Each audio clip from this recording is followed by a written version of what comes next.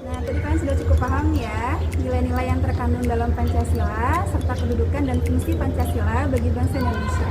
Nah, sekarang kita juga harus paham bagaimana nilai-nilai Pancasila tadi serta kedudukannya kita mampu terapkan dalam praktik penyelenggaraan negara dalam kita berkehidupan berbangsa dan bernegara. Nah, kita akan mulai membahas bagaimana penerapan atau aktualisasi nilai-nilai Pancasila dalam praktik penyelenggaraan negara.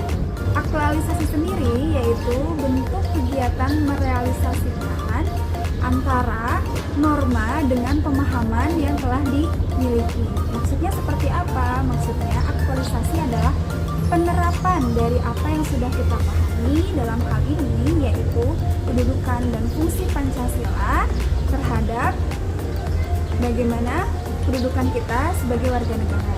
Jadi, aktualisasi nilai-nilai Pancasila adalah bagaimana kita merealisasikan, bagaimana kita menunjukkan, bagaimana kita menerapkan nilai-nilai Pancasila, fungsi kedudukannya dalam kehidupan berbangsa dan bernegara, baik oleh para pejabat negara, petinggi negara, ataupun kita sebagai warga negara Indonesia. Nah, itulah artian dari aktualisasi nilai-nilai Pancasila. Nah, sekarang kita juga harus tahu sebetulnya bagaimana sih penerapan atau aktualisasi nilai-nilai Pancasila ini. Ada dua jenis bentuk aktualisasi nilai-nilai Pancasila. Yang pertama, ini. Dan yang kedua, ini. Nah, yang pertama adalah aktualisasi secara objektif. Aktualisasi secara objektif adalah penerapan atau implementasi dari nilai-nilai yang terkandung dalam Pancasila ke dalam bentuk norma, perilaku, dan tindakan yang dilakukan oleh para penyelenggara negara berdasarkan nilai-nilai Pancasila. Atau sekali lagi, aktualisasi secara objektif adalah penerapan dan implementasi nilai-nilai Pancasila ke dalam bentuk norma dan perilaku yang dilakukan oleh para penyelenggara negara. Dalam hal ini yaitu para pemegang kekuasaan baik eksekutif, legislatif, yudikatif maupun eksaminatif. Bentuk dari aktualisasi secara objektif ini adalah di mana pemerintah dalam menyelenggarakan wewenang dan fungsinya harus mengarah dan harus berlandaskan pada nilai-nilai Pancasila. Contoh, pemerintah memiliki tugas wewenang untuk membuat aturan atau kebijakan seperti kebijakan misalnya dalam rangka mengatasi upaya penyelesaian pandemi ini. Bagaimana kebijakan tersebut harus berlandaskan nilai-nilai Pancasila, di mana kebijakan tersebut juga harus mampu melihat kondisi masyarakat, karena setiap masyarakat punya hak untuk mendapatkan fasilitas kesehatan, pengobatan bagi yang terkena COVID, dan juga mendapatkan keadilan, mendapatkan pemerataan bagaimana mereka yang terdampak oleh COVID-19, dan juga bagaimana pemerintah membuat kebijakan agar pandemi ini kita bisa lawan bersama-sama dan bisa meningkatkan serta memperkokoh kesatuan bangsa. Artinya dalam hal ini pemerintah melakukan tugas dan wewenangnya berlandaskan nilai-nilai yang terkandung dalam Pancasila.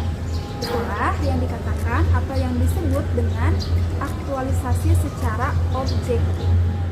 Yang kedua, aktualisasi secara subjektif. Aktualisasi secara subjektif adalah penerapan atau implementasi nilai-nilai Pancasila ke dalam bentuk norma dan perilaku yang dilakukan oleh individu dan juga oleh warga negara. Kalau yang objektif oleh pemerintah atau penyelenggara negara, kalau yang subjektif oleh individu atau warga negara. Nah, contohnya apa sih? Nah, contohnya itu melihat pada bagaimana sikap kita dalam berperilaku, dalam bertindak kehidupan sehari-hari yang berlandaskan pada nilai-nilai Pancasila. Contoh misalnya kita ambil yang seperti tadi dicontohkan.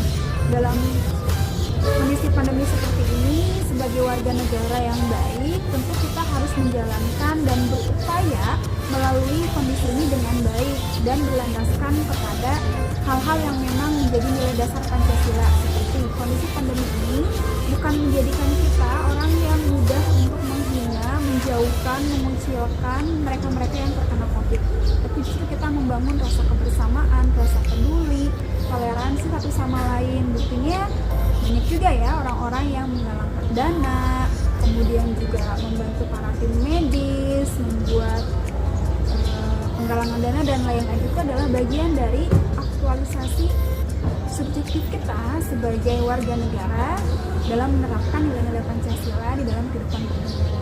Contoh lain yang jelas adalah tentu kita menjalankan ibadah dengan baik, bersikap toleransi, saling menghargai, itu juga Bunda rasa penting di kondisi seperti ini ya, karena makin banyak orang yang terkadang untuk bagaimana dia dihargai, dia kadang lupa menghargai orang lain, bagaimana dia ingin ditoleransi oleh orang lain tapi dia sendiri malah bersikap intoleran. Itu juga bagian dari bagaimana kita mengaktualisasikan nilai Pancasila sebagai individu maupun sebagai warga negara. Dan yang jelas, bentuk aktualisasi nilai-nilai Pancasila secara subjektif yang kita lakukan sebagai warga negara adalah mampu menjalani hak dan kewajiban kita secara baik sebagai warga negara. Itulah dua jenis aktualisasi nilai-nilai Pancasila dalam praktik